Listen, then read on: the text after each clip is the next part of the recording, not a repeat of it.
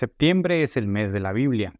Desde el podcast Palabra de Vida Eterna, queremos compartir con ustedes algunos temas de formación bíblica, los cuales fueron parte del mini curso bíblico impartido en la parroquia Santiago Apóstol de Talamanca, Costa Rica, en septiembre de 2024. Esperamos lo disfruten. Bien, habiendo comprendido lo anterior, podemos preguntarnos ¿por qué la Iglesia dice que la Biblia es palabra de Dios? Si Dios no podemos decir que la dijo ni la escribió, sino que la escribieron seres humanos, sí, inspirados por Dios, pero y sus condiciones humanas. Esto incluso es relevante porque verdaderamente la palabra de Dios es el verbo único y eterno del Padre, que se encarnó en Jesucristo. Esa es la verdadera palabra de Dios, Jesús, el verbo único y eterno del Padre que se encarnó en Jesucristo. Entonces, esa es la palabra, la sabiduría de Dios. De hecho, eso lo podemos ver si leemos, por ejemplo, el libro de Proverbios en su capítulo 8, versículos 12, 23, 30 y 32. Ahí quité algunos para que no se haga tan larga la lectura. Dice que yo la sabiduría habito con la prudencia y poseo la ciencia y la reflexión. Yo fui formada desde la eternidad, desde el comienzo, antes de los orígenes de la tierra. Yo estaba a su lado, como un hijo querido, y lo deleitaba día tras día, recreándome delante de él en todo tiempo. Y ahora, hijos, escúchenme, felices los que observan mis caminos. Aquí nos está hablando que esta sabiduría de Dios que se personifica, está en la eternidad, estaba al lado de Dios durante la creación, y dice, felices los que observan mis caminos. Asimismo, si leemos el prólogo del Evangelio de San Juan, capítulo 1, versículos del 1 al 4 y luego el 14, nos dice así. Al principio existía la palabra, y la palabra estaba junto a Dios, y la palabra era Dios. Al principio estaba junto a Dios. Todas las cosas fueron hechas por medio de la palabra, y sin ella no se hizo nada de lo que existe. En ella estaba la vida, y la vida era la luz de los hombres. La palabra se hizo carne y habitó entre nosotros, y nosotros hemos visto su gloria, la gloria que recibe del Padre, como Hijo único, lleno de gracia y de verdad.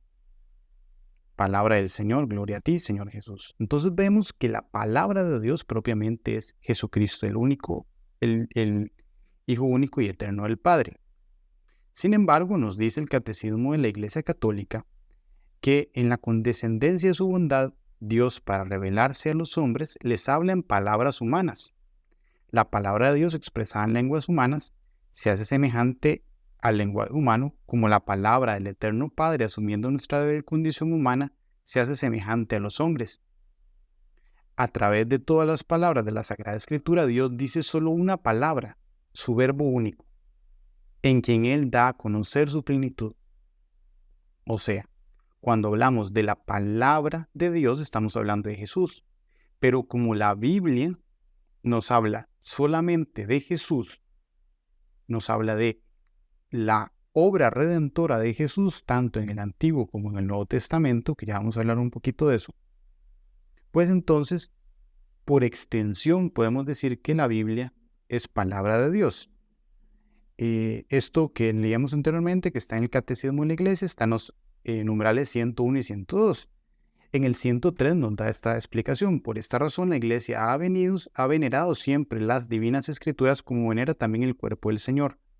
No cesa de presentar a los fieles el pan de vida que se distribuye en la mesa de la palabra de Dios y del cuerpo de Cristo. Y en el numeral 104 del Catecismo de la Iglesia Católica se nos dice que en la Sagrada Escritura la Iglesia encuentra sin cesar su alimento y su fuerza, porque en ella no recibe solamente una palabra humana, sino lo que es realmente la palabra de Dios. Y cita ahí la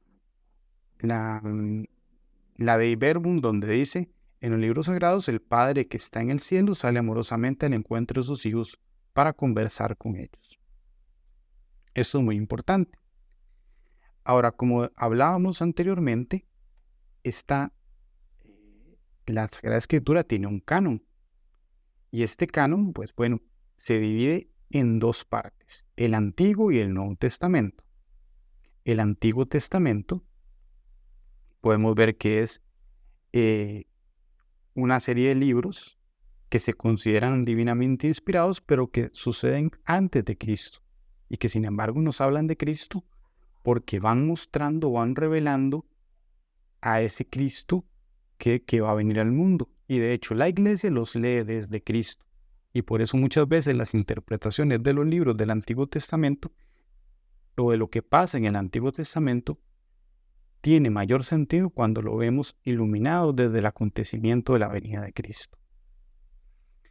En el Antiguo Testamento hay 46 libros. La mayoría se escribieron en hebreo y algunos pocos solo en hebreo y arameo, y algunos pocos solo tenemos la versión en griego.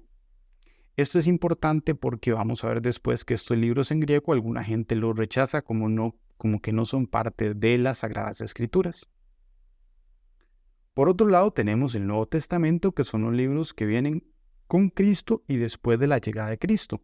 Ahí estamos hablando de 27 libros que se escribieron sobre todo en griego, que era, por así decirlo, la lengua universal en ese momento de la historia, o la lengua que hablaba todo el mundo. Entonces era buscar una manera de que todos los conocieran o de que todos los pudieran leer. Dentro del Antiguo Testamento tenemos los libros de Génesis, Éxodo, Levítico, Números, Deuteronomio, Josué, Jueces, Ruth, los 2 libros de Samuel, los 2 libros de los Reyes, los 2 libros de las Crónicas, Esdras, Nehemías, Tobías, Judith, Esther, los 2 libros de Macabeos, Job, los Salmos, los Proverbios, el Eclesiastés, el Cantar de los Cantares, la Sabiduría, el Eclesiástico, Isaías, Jeremías, las Lamentaciones, Baruch, Ezequiel, Daniel, Oseas, Joel, Amós, Abdías, Jonás, Miqueas, Nahum, Habacuc, Sofonías, Ageo, Zacarías y Malaquías.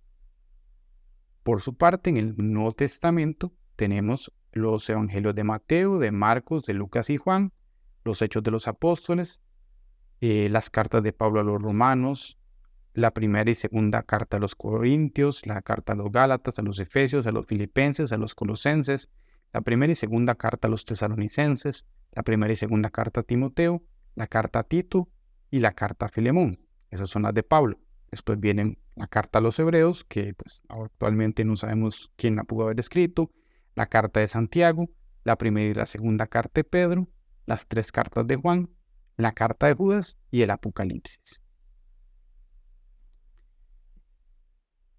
Más allá de sabernos todos los libros, es importante que reconozcamos algunas diferencias entre el canon de la Iglesia Católica y el canon de otras denominaciones cristianas.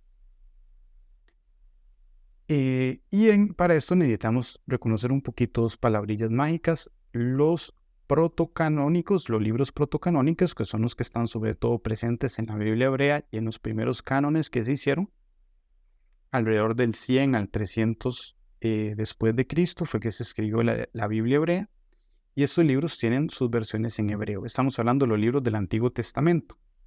Entonces vean que la Biblia hebrea surge de 100 a 300 años después de Cristo. Es una Biblia bastante posterior.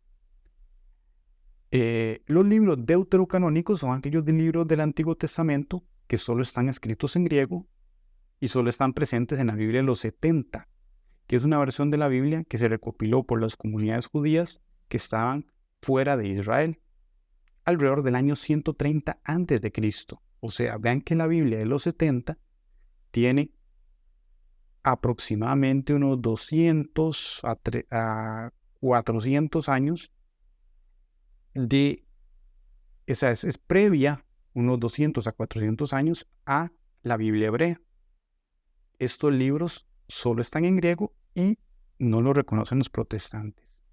¿Por qué? Porque Martín Lutero pues se fijó en la Biblia hebrea, le dio prioridad a la Biblia hebrea, tal vez como tratando de buscar lo más auténtico, y pues estos libros que pues no le parecieron que iban de acuerdo con la doctrina y que además como los judíos no lo reconocían, prefirió quitarlos de la Biblia protestante, esos son los libros de Tobías, Judith, Sabiduría, Eclesiástico, Baruch, el primer y segundo libro de Macabeos y algunos fragmentos del libro de Daniel y del libro de Esther. Por eso, mientras la Biblia católica tiene 73 libros, la Biblia protestante tiene 66 libros. Gracias por escucharnos. Si le gustó esta lección, síganos para no perderse las siguientes y compártalo con otras personas que puedan estar interesadas.